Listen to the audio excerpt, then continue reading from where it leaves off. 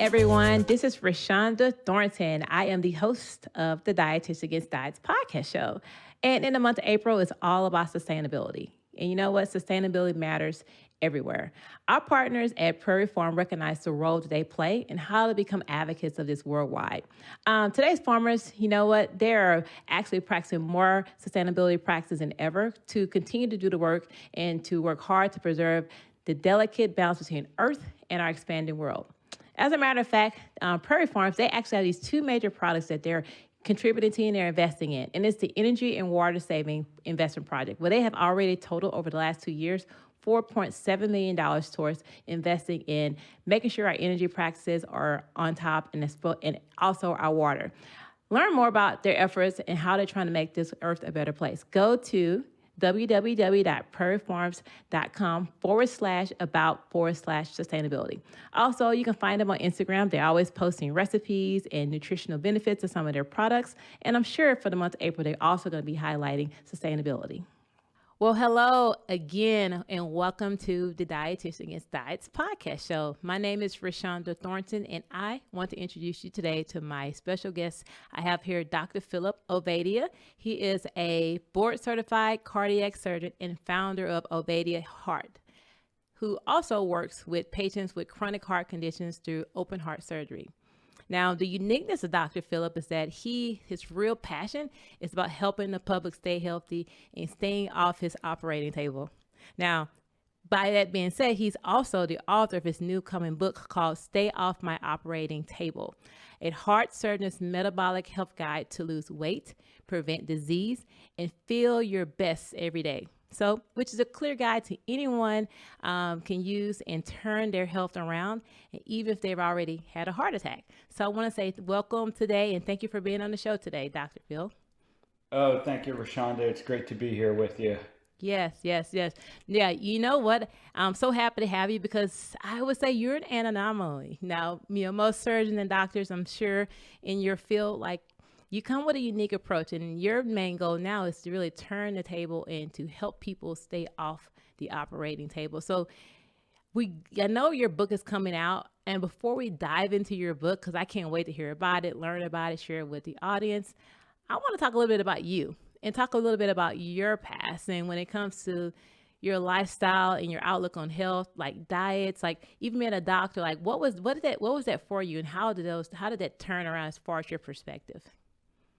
Yeah, and it turns out that, my personal journey, my personal story has played a large part in what has happened with my professional life and, the kind of shifting focus of my professional life now. So my background is that I, struggled with obesity really my entire life. I was overweight as a child, and that was despite the fact that my family, ate in line with the dietary guidelines.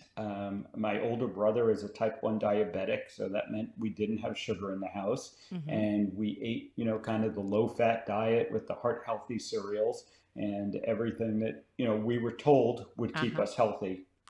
And I was active. I played sports year round, but, I found myself becoming progressively overweight and obese. And as I went through college and medical school, and the long and difficult training that it takes to become a heart surgeon, yes. I continued to get more and more unhealthy.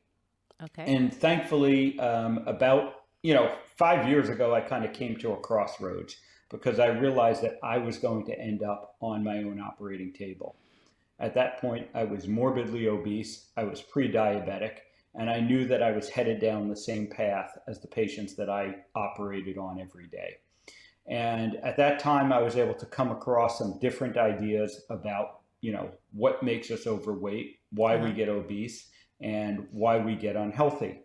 And ultimately, I was able to lose over 100 pounds. I have now maintained that weight loss for 5 years. Wow. I, improved my health, reversed my pre-diabetes. And in the course of doing so, I came to realize what we had gotten wrong about the advice that we had been given to patients about how to remain healthy and how to best minimize their chances of heart disease and the other chronic diseases that face our society. So now, while I continue to work as a heart surgeon, and I feel blessed every day to be able to help people who need that service. Mm-hmm. I would prefer to keep as many people as possible off of my operating table and help them avoid the need to have heart surgery. Yeah. And that's such an interesting, like, when you say your life played a role into your new passion, you're still using your profession to better serve the public just in a different way.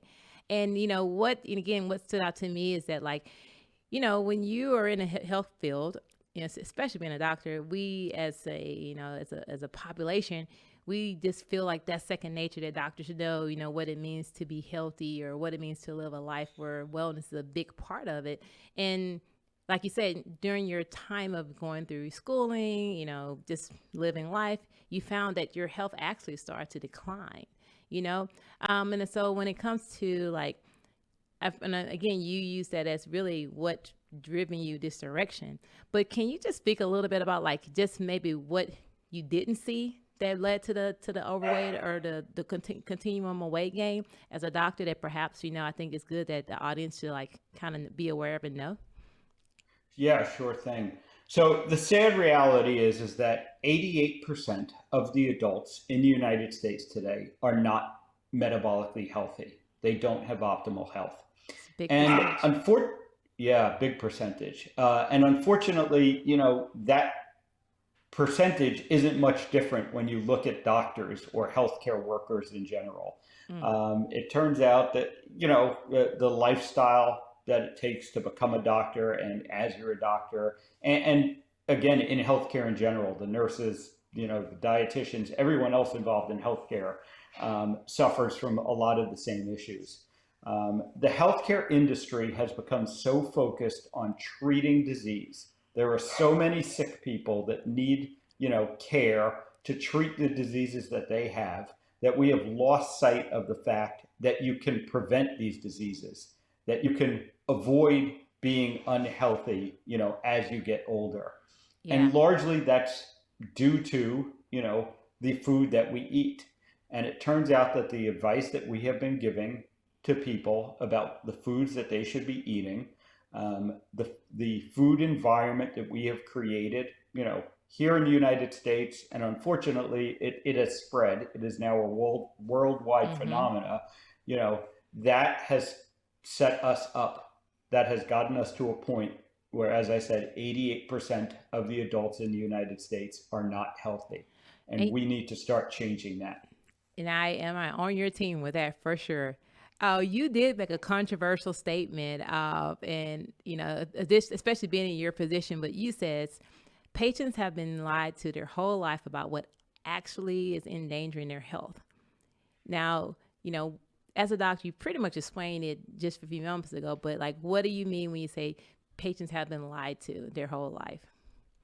Well, here we are, in 2021, and basically since the late 1970s, the early 1980s, the messaging about, what we should be eating to remain healthy has remained largely the same, and it's taken a little bit of a different form, the food pyramid, the my plate now, Mm-hmm. all of these things, but it's the same basic advice that, you need to be eating a very carbohydrate rich diet, mostly processed carbohydrates in our current food environment. Oh, yeah. You need to be avoiding, fat in general, and specifically natural saturated fat that occurs in, animal products largely. And, that your focus should be on how much you are eating rather than the types of food that you're eating. And this is the calories in, calorie out model that Mm-hmm. that is talked about. And that, as long as you control the amount of food you're eating with this measurement, we call it calorie, that really may not translate in the real world to anything relevant. But, we say as long as you're just eating the right amount of calories, you're going to end up being healthy. And Yeah. unfortunately, that advice just doesn't work in the Yeah. end. Yeah. It was a good concept. We can talk about the reasons that we started to think that. Mm-hmm. And, but what's important now is we have 40 plus years of data, of trying that and it's not working. And so it's time to try something new. Yeah. And I'll tell you, Dr. Phil, like my perspective on this, the whole calorie counting and all of that. Number one, it disconnects you from what you're actually eating because you're looking at food as a Hmm. number. But I always say it's not about the type of calories. I'm sorry, not about the calorie number, but what type of calories are we bringing in? Are we bringing in lean meats, bringing in healthy fats, not just something just has a number on it? Because people don't understand again how to discern between calories that count versus just counting calories. And my perspective, let's make sure every calorie counts. So let's make sure there is nutrients that comes into every calorie that we're bringing in, and we understand, a fat calorie different from a protein calorie, which is different from a carbohydrate. But then you can go even deeper than that. But I think, like you said, that was used as a line of measurement, but that's really not a great approach to give to the public to say this is how you eat healthy, is by making sure you stay within these parameters without giving anything else to what does it actually mean. Yeah, exactly. And I think more importantly, what it ended up doing is shifting us away from eating the whole real foods, that are naturally in our environment. And when we started worrying more about, calories and, Mm-hmm. making foods low fat, we have just more and more come up with these processed foods. Yes. And I struggle to call them food anymore, quite honestly. I use a term that I stole from a good friend of mine, near food objects. And the reality is that the majority of things that are available to people to eat these days are not real food. They are near food objects. And our body simply can't process them properly, can't, run on them properly. Yes. And so that then leads to the problems that, many of us don't even know what it means to be hungry or not hungry anymore. Yeah. But when you eat real whole food that your body knows how to deal with, your body can then properly process that food, Yes. and your body can actually tell you, how much is the proper amount to eat. Yeah. And that is something that's for some people they can't even fathom that. And when I work with clients, I always tell them your body will let you know, but first we have to learn how to be intuitive to what we're bringing into our body, what our body's telling us. You'll know when you're hungry. You'll know when you're satiated. You even know when you need a few more grams of protein because you will be more in tune with what your body is telling you. And when you give your body the best, it will function at its best, point blank. And so what does it function off? It function off real food. If it can't be grown or killed, if that food is its only ingredient, its ingredient should be the food. And helping people clarify and understand what the definition of clean whole foods are versus a label that says lean, light, healthy, simple, pure, when nothing should be actually wrapped up in any packaging if it's whole food. Yeah. You Yeah, mentioned I some. largely agree. Yeah, I'm glad you do. You said something too, and I read in your synopsis that you sent me. You said something about mindless death, like people are just living a life of mindless death. And I've always heard of mindless eating, mindless this, but I never heard of mindless death. And that gives me many, many definitions of what that can mean. But I would love to hear what you mean by that. Well, again, I think the sad reality these days is that people don't think about their health enough. And the reason that, they don't think about their health more is because they've basically gotten the message that it's not possible to remain healthy. We have come to expect that we get unhealthy as we get older. Hmm. Again, the statistics show that the majority of people, by the time they hit 50 years old, are going to be taking multiple medications. And you look all around you and you see that everyone around you is unhealthy. They are taking medications. They're ending up with diabetes and hypertension and heart disease and Alzheimer's disease.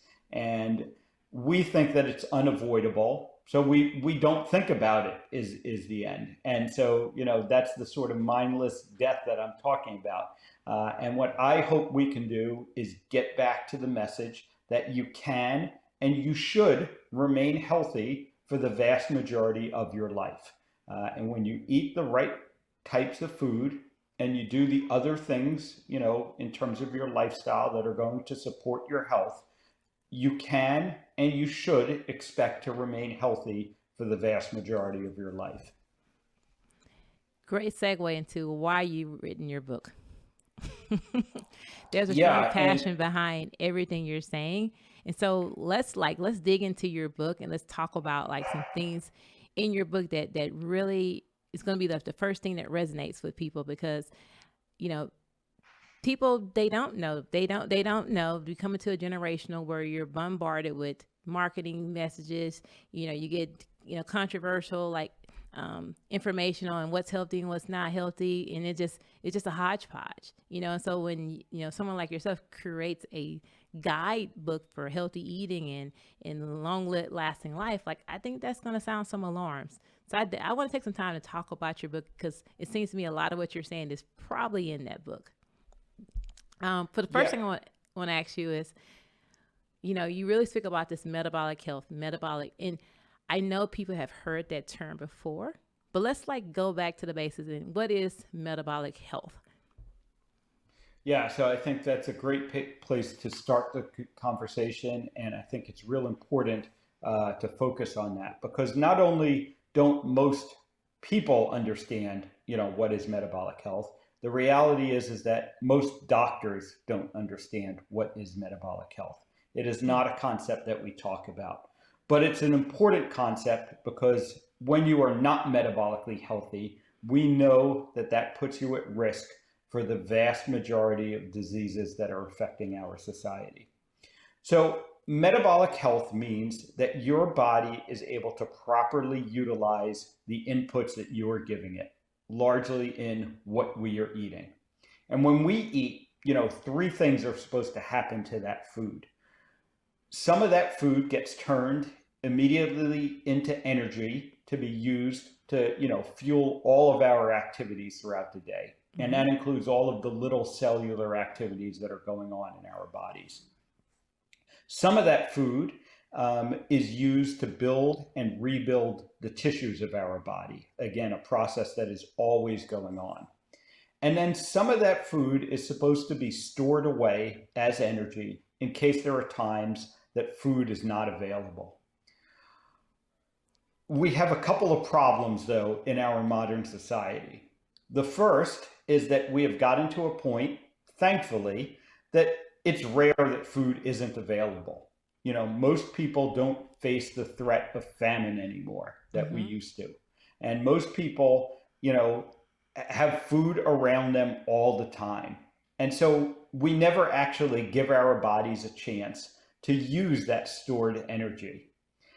And even if we do, even if we go a few hours without eating, because of the types of food that we are eating, our bodies are actually not even able to draw on that stored energy. Yeah, So yeah. that's why people can be very overweight. They can be walking around with Hmm. all of this stored energy, and that's what body fat is. It's just stored energy. And yet they're hungry all the time because they can't tap into that stored energy. Hmm. So, not being metabolically healthy basically means that that system, that balance has been broken. And now, we are no longer able to properly partition everything. And it ends up leading to a bunch of other problems: Yeah. obesity, high blood pressure, heart disease, Alzheimer's disease, many forms of cancer. All of these have been tied to poor metabolic health. Hmm. And it's such a it was such a simple like process into how that can be prevented. But again, we have made things complicated. Um, and I think always the bottom line is the monetary value that comes from when you're marketing and when you're putting a certain food product in a certain position, or, you know, putting negative, communications around certain foods that, it's just so many different conflict. And I just think people don't realize how simple it is just to give yourself something like an apple or to cut up some carrots. And of course, it doesn't sound as fun, but like those are the basic things that your body needs to convert into all those three categories. And one thing you did talk about, you're one of your positions I've heard heard you say it a few times throughout our talking. I'm sure it's in the book. You talk about the food industry deception, and so let's talk a little some more on that one too, because I think this could take a whole another episode. Because I definitely can have my comments on this one. Yeah, exactly. And this is one of the, one of the opening portion of the book talks about 12 myths that are, have been, put forward that people, have been led to believe is true. And again, doctors largely believe that these myths are true as well. And one of those myths is that the food industry, you know, is there to keep us healthy or has an interest in keeping us healthy. And the reality is that they don't. And I don't actually, I don't blame them for that. I don't think the food industry is, some like evil entity, that has, some ulterior motive. But the reality is that the food industry's only interest is making more money for the food industry. Yeah. And the way they do that is by, producing foods that they know that people are going to eat more of. And so when you look at all of these processed foods, 90% of what's available in in the supermarket are these processed foods that have been specifically engineered to make Mm-hmm. people eat more food.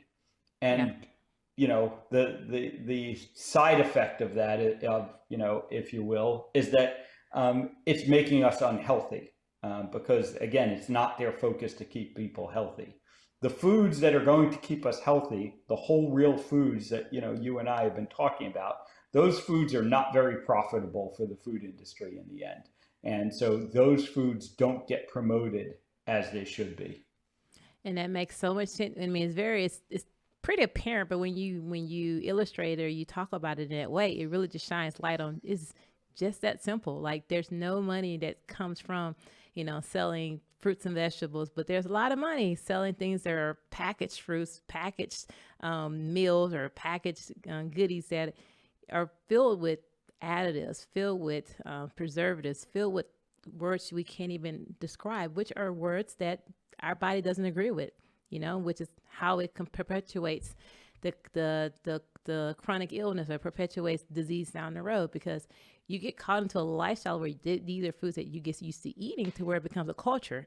And now when things are a part of your culture, is a part of your generation, a part of your growing up, now that's the hardest thing, is to like, how do we recognize the deception, and but what do we do when we recognize it, when it comes to, okay, I know it's not good for me, but how do I break apart from changing my lifestyle? So puts people in a corner is what I'm trying to say, to where it's hard to Yeah, get to that next stage where you're actually eating healthy on a longer term basis. exactly. And it becomes a generational problem because, we are now in a place where, most of, our generations, the people who were born, in the 1960s and later, they never had that real food, as the primary, food that they were eating. They have lost the skills to prepare that food. They have lost the taste for that food. These processed foods literally hijack our taste buds, our taste Mm-hmm. centers, Mm-hmm. and so people don't even know what real food is supposed to taste like anymore. And that is becoming a bigger and bigger problem, and that is reflected in, we now see that the children growing up Yes. today are even more obese, than their parents were. As bad as the obesity problem is, among older adults, the obesity problem among children is truly staggering. And, for me, that turns into, I end up operating on people younger and younger. I started my career as a heart surgeon only about 20 years ago. And at the time that I started my career as a heart surgeon, it was exceedingly rare for me to be operating on someone in their 40s. And now it has become commonplace that I am operating on people in their 40s and Hmm. even their 30s for, heart disease. Oh my God, that's so disheartening hearing it from you, from your side. You're clearly seeing it within a matter of 20 years, the shift in now in the youthfulness that's becoming a part of this population. And it makes my heart, it breaks my heart whenever I hear the numbers about children, or I've had a recent relative that's under 38 that's in the hospital for 4 different health conditions that has a heart monitor on him, and I'm just like, there's a component of there's some population that just hasn't been exposed to some of this information, don't really know, but there's another component of population that don't really put it as priority, and unfortunately, it goes into more of a generational thing, and we're seeing our children with the same health conditions at this age. Now, that we're talking about that, what would be like, for individuals that are listening and can recognize that they have the power to make change in their life to overcome these health conditions, or not even see eye to eye to these health conditions? What would be your initial steps to change the trajectory of a person's health, if you would tell them? And I think the first one is just start bringing in whole foods. But what would be some other or some more detailed go-to tips that you would try to give someone in regards to that? Yeah, so in the book, I go through what I call the 7 principles of metabolic health, and I think these Okay, are the kind of 7 good. things that people need to pay attention to improve their health. And eat whole, real food is actually the second principle, because before that, I think you need to get the right mindset. So my first principle is that you need to think of your health as a system, not a goal. I think too often people are focused on kind of short-term goals. They go to their physician and they say, I want to lose 20 pounds. And one of two things happens when you set that goal. Either you lose the 20 pounds, which is great, but you tend to then say, okay, I lost the 20 pounds and now I can go back to I'm doing what done. I was doing before. Yeah. And you end up gaining the weight and more. And I know that happens because that's what happened to me many times. I lost 50 pounds 3 times in my life, Hmm. but I've only kept it off once now. Um, uh, but the second thing that can happen when you set a goal like that is that you don't lose the 20 pounds. Losing 20 pounds is hard, and many people don't accomplish it. And then they kind of get down on themselves and they give up and they say, well, I might as well just do all the, things that Yep. I was doing. Mm-hmm. So instead, what I try to get people to do is realize that they have to think of their overall health as a system. They have to commit to themselves that they want to be healthy. They want to be metabolically healthy. And they need to find the habits that are going to support that and do those things. So again, it's not restricting the things that are hurting you. It is doing the positive things that are going to help you in your journey towards good metabolic health. Well And then, said. the book gets into, what are those things? And like we said, eat whole, real food is certainly one of them. And then I talk about some other principles that are important. Things like moving more, sleeping enough, Mm-hmm. dealing with your stress. Yeah. These are the other things that certainly play into having long-term success around your health. I have some top questions for you. These are questions that I'm sure anyone that's listening or watching will have in their respective situations. So, what if someone is approaching you? I'm sure you've had an individual or two have mentioned asked this question to you, but one of the top questions I can foresee being said is it too late to change? If someone, let's say 65 years plus, is it too late? No, it's never too late to change. I have worked with people, in their 70s and 80s, and I have seen them have good success. I have worked with people who already have significant heart disease.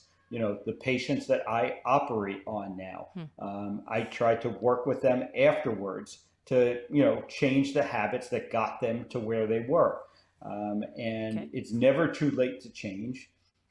You may not, there may be damage done that can't be undone at any point, but it's never too late to stop additional damage from happening. And so, no matter where you are in life, whether it's, you're looking at your age or you're looking at your health at that point, it's never too late to start to make these changes and to start to see improvement. Good. Good to know. For someone that's taking medication, like you said, by the time they're 40s, they already have a handful of medications in their cabinet. If a person feels, will they be subjected to taking medication their entire life, even as they're changing or when they change? Yeah, so again, this is one of the things that I think we get very wrong in healthcare. We, start people on medications for certain medical conditions, and we don't ever expect that we can get them off those medications. And that simply shouldn't be the case. When we look at things like type 2 diabetes or high blood pressure, these are conditions that are reversible. And if we change the food that we're eating and we make the other lifestyle changes that are going to support good metabolic health, we can get people off of medications. And we have very well, we have published data at this point from large experiences around both type 2 diabetes and high blood pressure, showing that we, with the proper lifestyle and dietary interventions, we can get people off of these medications. So if you are going to your physician and they tell you that you have, high blood pressure, type 2 diabetes, and they need to start you on a medicine, you should push back and you should say, what are you going to do to get me off of this Yes. medicine? Yeah. Yep. Love it. Love it. Love it so much. Last question I have for you that I can foresee someone saying, how can I navigate in a world of deception by the food and medical industry? Yeah, and I think the first thing I tell people is that you got to want to do that. You got to say, I am going to no longer accept what the food, the pharmaceutical, the healthcare industry is giving me, because I'm looking around me and I'm seeing the results of that. And that is, like we said, almost everyone is unhealthy. So if you want different for yourself, you need to seek out the different information that's out there. Again, in the book, I go through some tips about how to find a physician to work with that's Good. going to help you, along this path. But ultimately, the first step in that process is making the decision for yourself that you want different. I tell people you need to take back control of your health. Mm-hmm. Don't depend on the system to make you healthy, because the system isn't going to make you healthy. I like the way you're describing this book. It's really going to help a person advocate for themselves and help them to take accountability for their actions, because our goal is never to tell a person what to do. Our goal is to help empower a person to figure out what he or she should do so they can recognize that they have the ability. And it seems like that is a common theme I'm seeing in your language, and I'm sure that's connected to your book. Dr. Phil, I just love hearing all about it. And I know that this is going to be one of those books that is going to be out there that's going to be shared across the world. And I want people to know when you're going to release your book, ways that they can purchase, like how they can find information about it, all that good stuff. Sure thing. So the book is called Stay Off My Operating Table. It's going to be released on November 11th. It's going to be on Amazon, barnesandnoble.com, all the major online sellers. It's available in print, electronic, ebook, Kindle, and also as an audiobook. By the time this podcast release, it should be up for pre-sale. Nice. You can come find me, OvadiaHeartHealth.com. So OVADIA HeartHealth.com is the website that has all the information on my practice. I have a telemedicine practice. I work with people throughout the country. And I also have a group coaching program that I run. It's called the Okay. Stronger Heart Society, and that is at strongerhearts.co. And everyone is welcome to come join us there. Yes. Well, I will tell you, as a healthcare profession myself, it makes my heart sing to hear a doctor, stand in the line in the way of trying to help people to learn how to live a healthier life, the holistic, proper way. I do appreciate you taking the time to talk about, your position, talk about your book, bring your book to the world, because I feel it's gonna be a gift to the world, and I'm excited to see what happens with it, and how it starts to change minds and really start to empower people to take control of their health. I really appreciate you being on this afternoon. All right. Thank you so much, Rashonda, and keep up all the great work that you're doing. I love the messaging of this podcast, and I hope that I've inspired people to take control of their Yes. health and go find the information that you need to remain healthy. Oh my God, I love it so much. Yes. Guys, you heard it, Dr. Phil. He is coming with some ammunition for you to take control of your health. And I mean, I can't begin to know what's between those pages, but I do know that this is an opportunity for you to take advantage of your health and start here. So make sure you go on his website, find how to purchase his book, get the pre-sale, learn about his other programs that he has. He got a lot of things going on, so I know it could only be nothing but the best for you. So seek him out and be a part of his mission to change the world. Again, this is Rashonda Thornton, the Dietitian Against Diets. As always, it's never about the diet. It's about the diet mentality. Let's find a way to equip ourselves with what it means to live a healthy life and to live a loving life, and have food and nutrition be the center of it. Thank you guys, and I will see you next time. Okay, as always, I hope you enjoyed that wonderful conversation with my podcast guest today. So as we're going out, I want to also introduce you to another one of my podcast partners. You have seen them connected to my work since the beginning of the podcast, as well as many of my nutrition-centered projects.